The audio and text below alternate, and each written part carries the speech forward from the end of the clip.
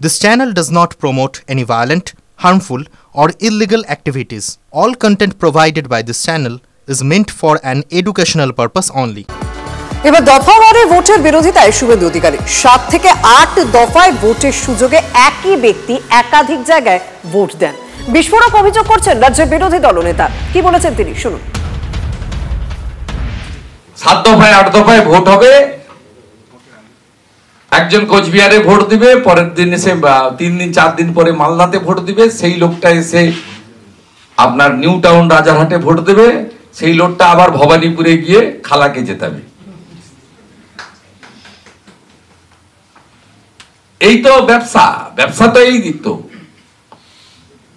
আমি আপনাদের প্রত্যেকবারই বলি, আমি ওয়ান ফাইন মর্নিং ডিক্লেয়ার করব প্রেস কনফারেন্স করে, আর একটু সময় পরে, এখনো ঠিক গরম হয়নি। 2024-এ 7 দফায় লোকসভা ভোট হয়েছে, 5,000 করে ক্যামেরা বন্ধ ছিল, 80,500 বুথ, 35,000 ক্যামেরা বন্ধ ছিল 4 ঘন্টা করে, সকালবেলা 8টা থেকে 10টা এবং ম্যাক্সিমাম বিকেল 4টে থেকে 6টা, লাস্ট 2 আওয়ার্স। এবং তখন স্লিপ নিয়ে নিয়ে সব লাইন দিয়ে ভোট করে দিয়েছে। আমি আপনাকে তথ্য প্রমাণ করে দেব, একদম যে ডকুমেন্ট, যে তথ্য আমি আপনাদের সামনে আনবো, আপনি দেখলে চমকে যাবেন।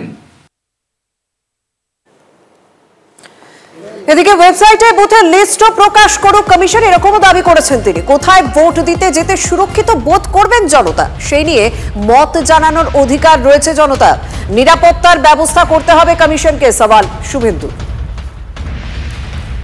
আমি সিও এবং ইলেকশন কমিশনকে দাবি করব যে বুথের লিস্টটা আপনারা ওয়েবসাইটে পাবলিশ করুন। শুধু পলিটিক্যাল পার্টির কাছ থেকে অবজেকশন, ক্লেম, সাজেশন নিলে হবে না। জনগণও কোথায় সুরক্ষিত ভোট দিতে পারবে সেই বিষয়ে জনগণের মত নেওয়া দরকার রয়েছে। তাহলে ইলেকশন কমিশনকে এটা সিদ্ধান্ত নিতে, পাবলিকের কাছ থেকেও নিতে হবে যে আমি হেঁটে 2 কিলোমিটার দূরে বুথে গিয়ে ভোট দেব, আমাকে রাস্তায় কেউ আটকাবে না।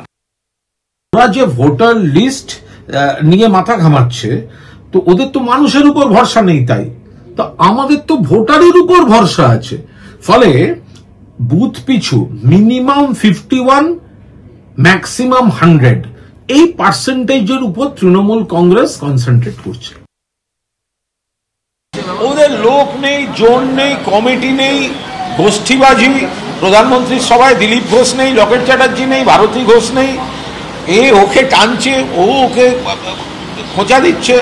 ফলে ভোটার, মানুষ, বুথ কমিটি, এজেন্ট, এগুলো বিজেপির, বাংলা বিজেপির সংবিধানে নেই, ওদের কিছু নেই, এইসব নাটক করে বেড়াচ্ছে।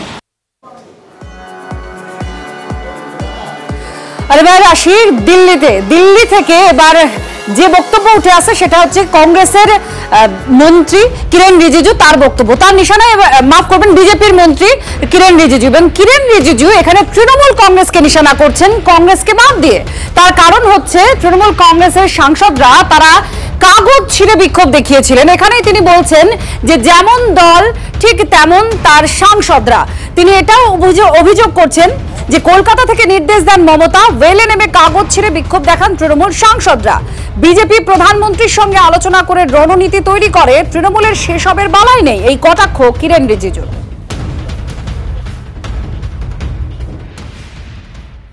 जैसे हाउस शुरू हुआ, टीएमसी के लोग नीचे कूद गए, कागज फेंकने लगा, और उसको देख करके कांग्रेस के वेणुगोपाल ने चिल्लाने लगा, कागज फिर फाड़ने लगा। तो वो अंडरस्टैंडिंग का क्या हुआ? मैं कांग्रेस के लीडर्स और बाकी कुछ नेता है उनको मैं सीधा ब्लेम नहीं करना चाहता हूं। नेता जैसे है वैसे उनका मेंबर काम करना पड़ता है। अब टीएमसी के ममता बनर्जी कलकत्ता से ऑर्डर देता है उनके एमपीओ को, तो ये मजबूर है। यहाँ पे हम लोग तो प्रधानमंत्री जी से बातचीत करके उनका सुझाव लेकर के फिर किस तरीके से हाउस चलाना है अच्छा से कंसल्टेशन करके हम लोग सिस्टमेटिक हाउस में जाते हैं। इनका तो ऐसा है नहीं।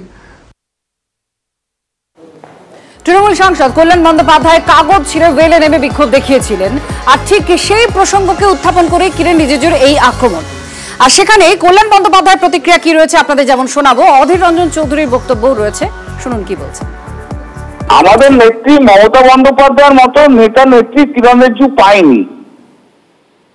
কিরণ রিজিজু যাকে নেতা হিসেবে পেয়েছে সে গণতন্ত্রকে হত্যা করেছে। কিরণ রিজিজু যাকে নেতা হিসেবে পেয়েছে সে ভারতবর্ষের অর্থনৈতিক সংকট নিয়ে এসছে। কিরণ রিজিজু যাকে নেতা হিসেবে পেয়েছে সে বিদেশের সঙ্গে কোনো সম্পর্ক রাখতে পারেনি। কিরণ রিজিজু যে নেতাকে পেয়েছে সে দেশের সার্বভৌমত্বের সঙ্গে সে অ্যাডজাস্ট করে দিচ্ছে, কম্প্রোমাইজ করেছে। কিরণ রিজিজু যে সমস্ত নেতাদের কাছে পেয়েছে তারা তো অগণতান্ত্রিক। অতএব কিরণ রিজিজুর কথার কোনো মূল্য নেই। কিরণ রিজিজু একটা লজ্জা ভারতবর্ষের, যে একটা মহিলা শিডিউল কাস্ট মহিলাকে মারতে আছে কিরণ রিজিজু। সে তো বটেই। যা ওয়েলে যখন গন্ডগোল হয় পার্টির তো মতামত থাকেই, ওয়েলে আমরাও নামতাম। ওয়েলে নামাটা মানে এমন নয় যে মহাভারত অসুবিধা হয়ে গেল। ওয়েলে বিজেপি পার্টিও নেমেছে যখন তারা বিরুদ্ধে ছিল, এখন যারা বিরুদ্ধে আছে তারাও ওয়েলে নেমেছে। আমি নিজে ওয়েলে নেমেছি, তার জন্য আমি সাসপেন্ড হয়েছি। ওগুলো পার্লামেন্টে চিরাচরিত কতগুলো চেহারা।